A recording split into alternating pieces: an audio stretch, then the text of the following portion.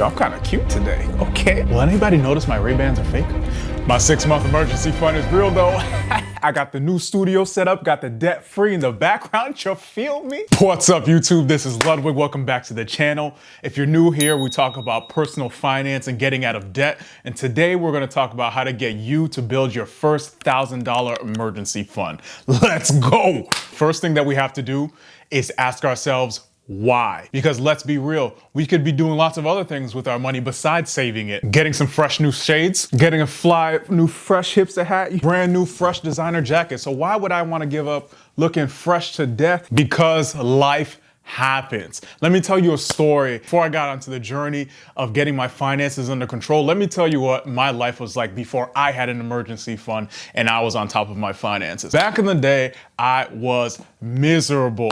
Your boy was working a job that he hated. I felt so much anxiety, fear, anger. I literally would have panic attacks on the way to work and I wanted to leave, but I couldn't do that. Why? Because I was so buried in debt, out of control with my finances. I didn't even have any kind of an emergency fund. I was doing what everybody was doing, living check to check. Every time I got a check, I spent a check. 69% of Americans are living check to check. They do not have a $1,000 emergency fund, which is the first most important step to getting in control of your finances. If we don't have any kind of buffer standing between us and life, anything that happens, then we're screwed. I started with a why of me never feeling powerless the way that I felt powerless before when I didn't have an emergency fund. I swore that I would never feel like that ever again. I would never feel stuck at a job that I hated. I would never feel like I couldn't make a move to better my life to a lower stress, happier job. Why? Because I didn't even have an emergency fund. I had no savings and I was buried in debt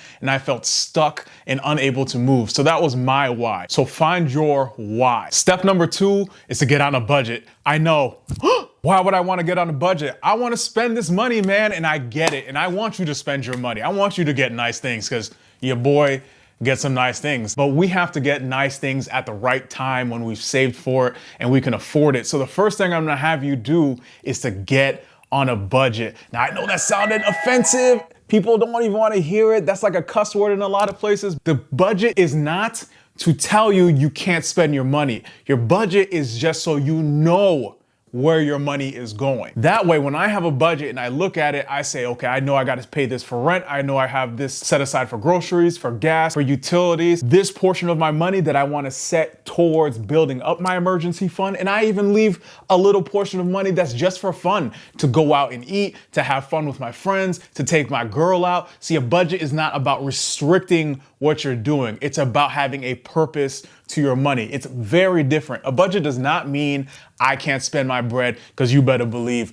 I'm about to spend my bread. The budget is just so we know where our money is going, so we have a plan. A great tool that I've used to set up my budget is to go onto mint.com, or there's some other site called Personal Capital. Personally, I use mint.com. It's an awesome website. It has great graphs and information. I just plug in my bank accounts. I plug in like any loans, which I don't have anymore. But if you had loans or credit cards or any kind of debt, you could put that in there too. And it's gonna give you a complete, clear picture on how you're spending your money, where your money is going, how you're doing with handling things. And it makes planning your finances so much easier. It makes budgeting so much easier. This is not a paid promotion. I check it almost every single day, and that helps me to stay on top of my finances.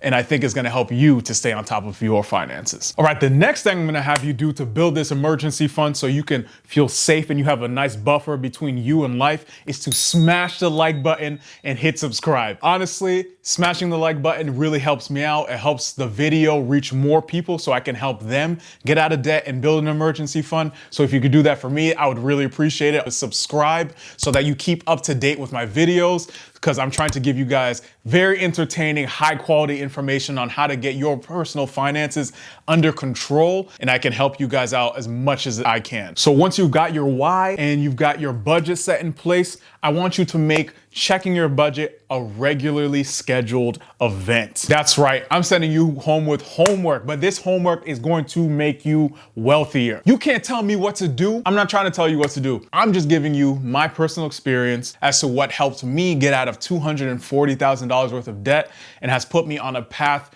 towards being wealthy and secure in my finances, because I want that for you too. So the next thing we're gonna do after we have our why, we have a budget, and we're gonna start checking it regularly, have a separate account for your savings. For a lot of people who are watching this is going to be obvious, but I'm speaking from my personal experience, and I know some of the experience I've had with friends. A lot of us do not have separate accounts for our finances. When I started off this journey, your boy had one checking account. I had a checking account and a credit card, and all of my money just ended up in this one account. And then I had a credit card that I would just run up with whatever I was doing for the month, and then I'd pay it off later. But guess what? When I have all my money in one account, then I don't know how much money I actually have, because I have bills to pay, I have rent to pay, I have utilities to pay. So I'm looking at this giant number, but I'm like, well, how much is in there after I've paid my bills and my necessities? How much money of that is actually mine? If I have it lumped up in one account, it still looks like I have way more money than I do. So I have a separate account for my savings, and I even have a third account for just my out-of-pocket spending. Have a separate account for your savings so that you know it's just for your saving. Otherwise, if you have it in that checking account, you're gonna be like, oh, I got some money. I'm gonna slide through, Hermes or Louis Vuitton or Chanel, and I'm just gonna look at things. I'm not gonna buy anything. And the next thing you know, I'm out with a brand new pair of Ray-Bans, brand new fresh hat looking popping or whatever, and a brand new jacket. I had that money in my account. No, you didn't. If you had that money saved in a separate account and your savings account, it's easier for us to know that we don't have that money to spend. It's tucked away in the savings account. We know it's just for an emergency. If something goes wrong, we're prepared and we don't need to use a credit card or a loan or debt. The best part of it is that it gives me security. It's like peace of mind. And that is what building wealth for me is all about. It's about having peace of mind and options with my life. I don't feel strapped. I don't feel under pressure. I don't feel like, I'm scared because I don't know what I'm going to do because I don't have any money saved up. Having that money set aside gives me a sense of security I wouldn't trade for anything. And with all of those things set in place, take that money that you get to keep at the end of the month and then you apply that into your savings and it stays there. Now, the next question I know people are gonna have is, well, Ludwig, I'm putting away this money, but when can I actually use it? See, you can use your emergency fund for emergencies. And an easy way to think about this is that if you have a life event that comes up that you did not plan for, then you could use it. So let's say I get into a car accident today. I have to get my car repaired. I can use that $500 out of my account because it's not something I could have accounted for in my budget ahead of time and use that to pay back that bill. And then after I make that money back, I have to put it back into the savings. Yes, people, in order to make this work, we have to keep the savings in place. If we take money out of the savings, then we have to put the money back into the savings. So make sure whatever you have in there, it stays in there. And if we take it out, then we got to put it back. Now, if you found this video helpful, please smash the like button. Honestly, it really does help the channel out a lot. It helps me to reach more people and hopefully I can help them build their emergency fund, get out of debt and get their finances under control so that they too can feel that security and that peace of mind. Please subscribe so you can keep up to date with all of my latest videos. I try to make very entertaining, high quality information videos every single week so I can help you guys to get out of debt, build a savings, and get your finances in order so you can feel that peace and freedom that I feel that I want for everybody else. Thanks for watching. I'll see you guys soon.